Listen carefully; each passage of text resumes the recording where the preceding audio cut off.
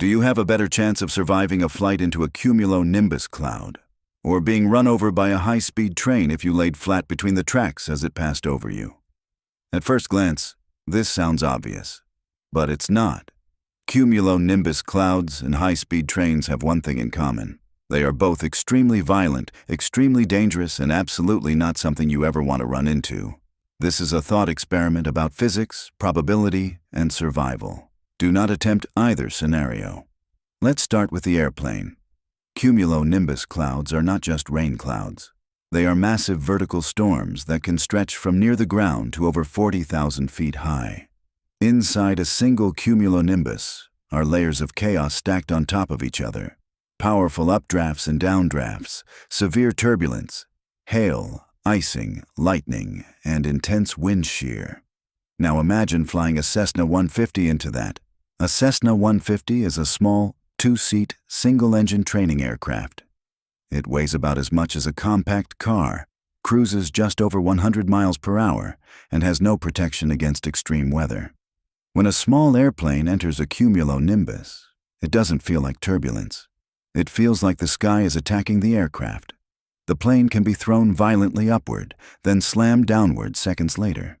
The controls can feel loose, then overly sensitive. The horizon disappears. Updrafts can exceed the climb capability of the aircraft. Downdrafts can overpower the engine entirely. Structural loads spike far beyond what the airframe was designed to handle. There are documented cases where small aircraft that entered cumulonimbus clouds had wings fold, tail sections fail, or were ripped apart mid-air. There are also rare cases where a pilot survived.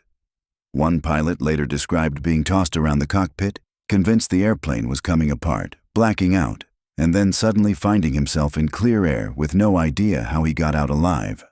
Those cases are rare. Most encounters end badly, but not all of them. Now let's talk about the train. There's a long-standing myth that if you lie flat between the rails, a train can safely pass over you. In reality, this is one of the most dangerous misconceptions out there. A high-speed train displaces enormous amounts of air as it moves. That air creates intense turbulence and suction beneath and around the train.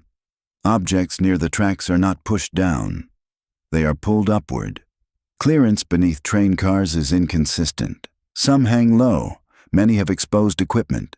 Some drag debris. Ballast stones, ice, metal fragments, and loose hardware can be blasted outward at lethal speeds. The vibration alone can cause uncontrolled movement. Even if nothing strikes you directly, the aerodynamic forces can lift, roll, or slam the human body into the train itself. There is no control. There is no recovery.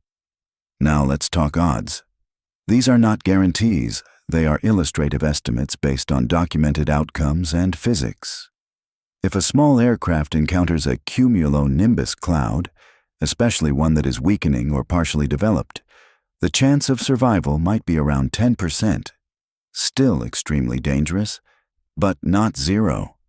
For the train scenario, even assuming nothing strikes you directly and you somehow avoid being pulled upward, the chance of survival is likely closer to 8%. Lower, more unforgiving.